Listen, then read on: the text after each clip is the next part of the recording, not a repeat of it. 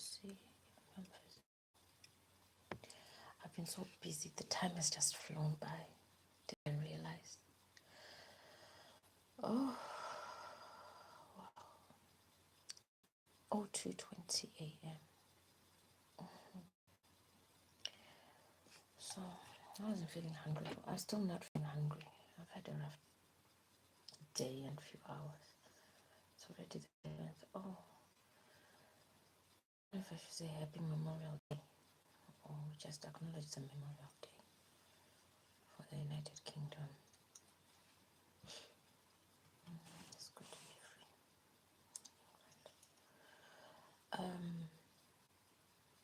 My volume might not be high enough. Let's acknowledge Memorial Day in the United Kingdom.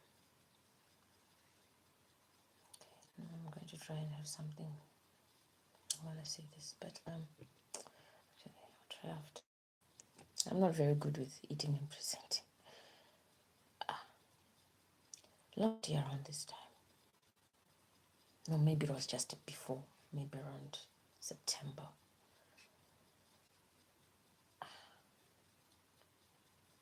So where I live, I was trying to confirm. It was much earlier, of course. And I was trying to confirm my documents with someone. There was so much intimidation. Oh my goodness gracious. Sometimes I used to just walk out. I don't even know how to explain. For relief. Most of the time I was here waiting for he's now an ex-partner. Let's say friend now. I'll just be thinking, okay, if I leave, because I was having so many problems with my phone. That phone eventually died. It just would not charge. No problems, didn't fall in water. It's not because it was falling on the ground or anything. You'd put it on a charger, it just starts draining out the battery. You try to charge it, even if it's the laptop, even if it's the wall. Roll on 2025. Let's say, for example, yesterday, I add my laptop onto the phone to link it with the phone. And a message that has been coming up repeatedly over the last, say, 2 weeks, popped up again. What does it say again? It says, you are only allowed 4 gadgets linked to your WhatsApp. I'm mentioning yesterday because I had already unlinked the other gadgets earlier. Some people can be very cruel. I say this because the people who do this, who have targeted me and invited other people, perhaps, have disclosed who they are. They announce it. At first, perhaps it seemed, I have to say seemed like remorse, because one of the confessors, the main one, the spokesperson, was suicidal. As someone who's experienced with healthcare, holistic care and all that, I had to report to the Samaritans, please, there's a crisis situation. Those confessions were quickly accompanied with threats to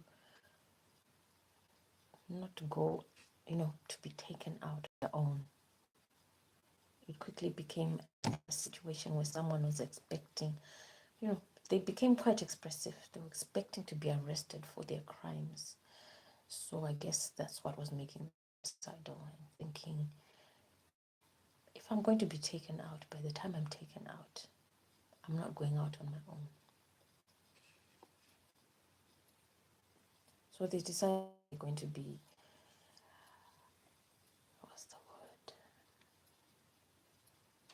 violating publicly.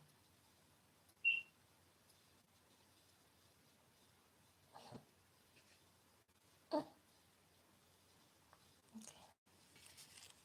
I don't know if I can get it. Let me put So anyway, I've made my post just now. I was okay. So that's one of the confessions. The other one is other confession is that people have been confessing that they called the police on me on a day where someone came into the corridor and announced that people should confirm ownership of their flat. So I took my time. I didn't think, confirm ownership of your flat. Plus, I was a little bit afraid. I was going through so much. There was a lot of confusing behavior in this block of flats where I live.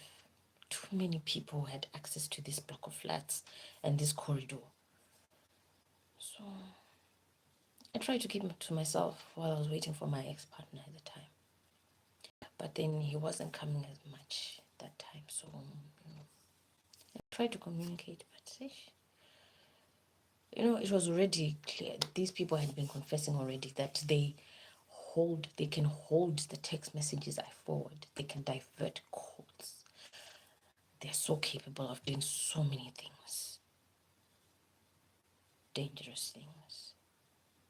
So imagine if you're trying to communicate with your loved one and you're on your own, and there are people who can actually limit your communication such that by the time that they decide we're going to release a text message and see her behavior, these people can just tap, tap, tap and read your message and then present a notification on your phone. I don't know, are there people who understand coding, things like that? I don't know. I've only seen adverts online. So I don't really know how they do these things, hackers. People who can break into your flat, pick a lock when you're not there. And then having such capability, they've managed to obtain your IP addresses and things. And then they start confessing how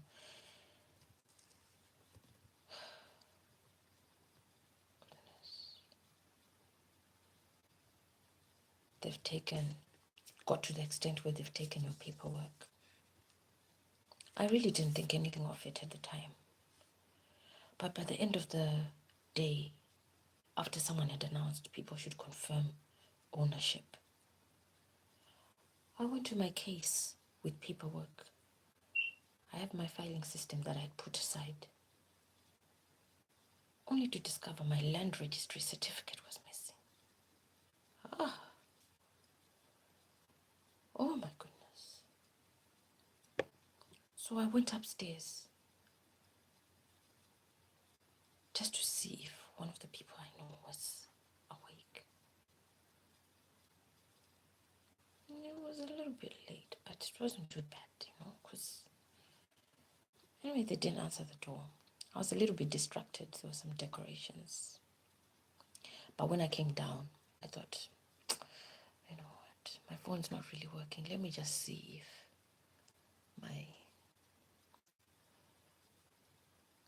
it was my boyfriend at the time. So I just thought, let me just see. What if I get surprised? Just pop your head out and see. Who do I see coming down the road? The police. They step two. Nimble. Jack be nimble. Jack be quick. Step two. Hello. What's going on? Where are you going? I was like, I was just checking to see if the police had been called for me. I was quite confused. At the time, I didn't even think that. I just thought, addressing me. Anyway, in the end, I didn't even talk to them about that. I don't even remember why they had approached me directly for popping out my head in the main entrance. And they wanted to see me. They actually came for me. I was already quite intimidated at the time. So I was taken aback. I was actually thinking, they want me. And then we come back to my flat. And then my doors were a struggle at the time. they'd already started leaking, I think. So opening the patio door was quite difficult.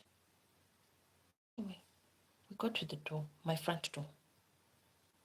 And they're like, where do you stay? I said, I'm at flat 3. So, they're quite intentional. And I was thinking, what's going on? I didn't know. Then we get to the door. I handed them the key. I had to see what's going on. So they opened the, and I'm also just looking, thinking, what's happened? So they asked me some questions. I was answering. My eyes were not doing well with the lights. I didn't have much light here either. Can I say the rains? We didn't have the light bulb. Something was happening. Money was a bit of an issue, but I wanted to travel. So in the end, I didn't really care about the lighting for a while. Anyway, they searched, they walked around, they were asking me questions. They opened the cupboards. There was probably nothing for them to. And then they disclosed a PCN, not for this address. It's someone I know I used to live with. Anyway, they walked around the gardens. I was just watching. If I could meet them today, maybe they can explain to me what was really going on. But anyway, then they came back in, they locked the doors, they looked through the cupboards. Today it won't happen like that, but at the time, I was quietly watching, thinking, what's happened?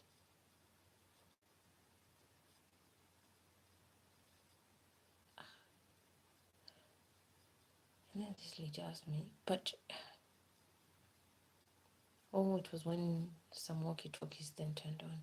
And then she asked me, have you had any visions? Have I had what? I said, no.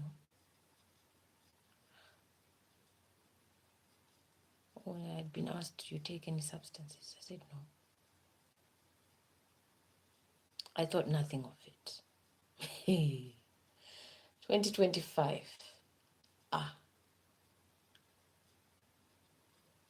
You don't know sometimes when people are building cases against you.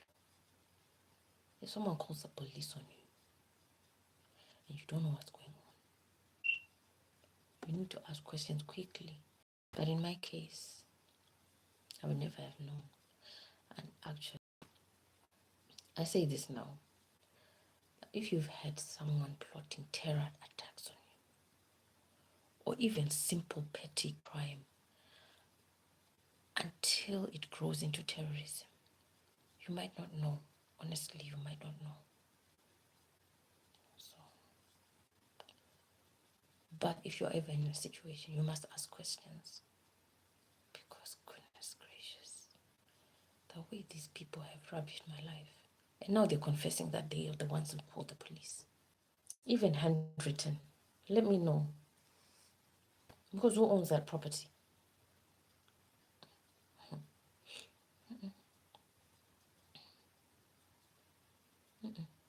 Too many lives have gone through those doors. I must not be implicated.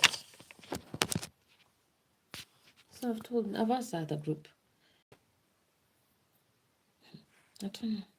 Maybe the admin will respond. If they've been confirming that they own that flat, I still need to know.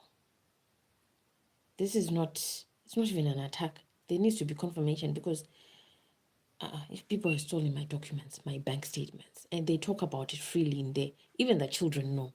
Even the children wanted to help uncle break into Carush's flat. What's that? What kind of grooming children?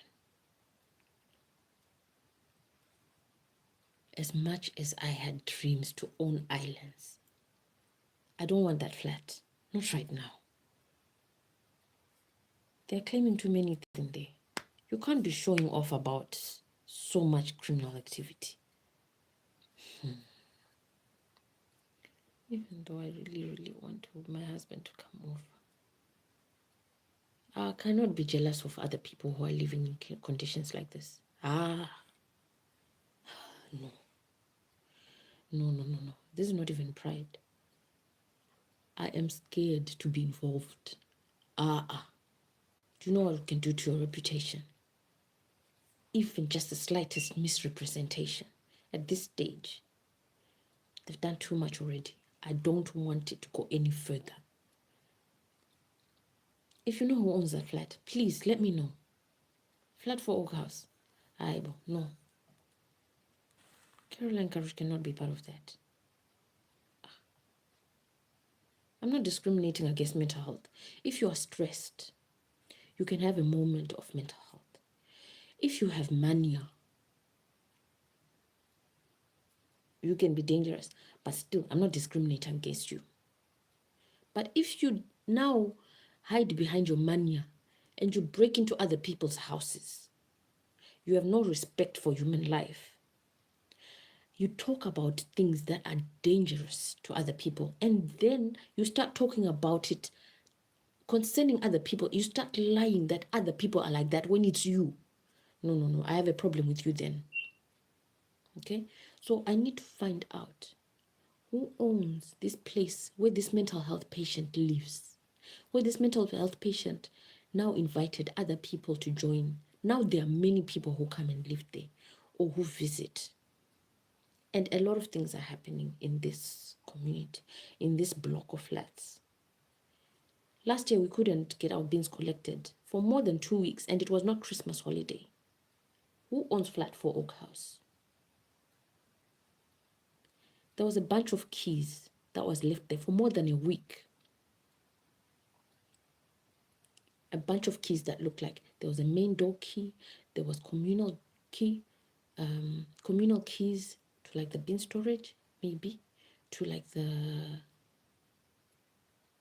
other storage rooms where we have our meters and things. There's an FB2 key that was on there. Too many keys. Like a jailer's key. So I don't know who came and collected those keys. I even wanted to submit them to the police. But too many things were happening around here. Who owns flat 4 Oak House? Because if someone can go and hide in there, and the people come and try and get that person out, and that person is so strong that you can't open the doors, that men can't get them out of that door.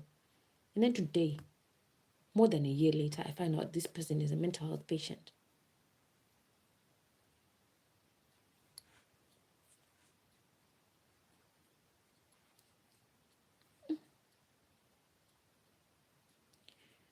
What have these people been up to really? What if keys are missing for so long? And then people cannot collect bins for so long. And then the people from the same place talk about someone missing. And then they start digging communal gardens. Yeah. Oh wow, this was a lot. My battery ran out. What am I gonna do?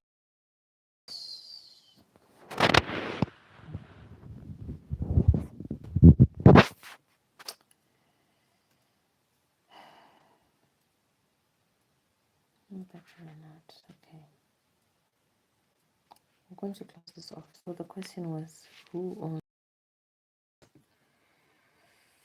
So what I'm going to do is review the video anyway, see if there's any further things that I need to question. Because this is quite lengthy, but goodness gracious, I need answers. Because goodness, too much going on from this place. I've suffered. No, enough is enough. Oh. No, there's enough. Oh. Because if this person is a mental health patient, if the people involved are mental health patients, perhaps they should not still be living in there, because these people have access to dangerous weapons, access to dangerous things.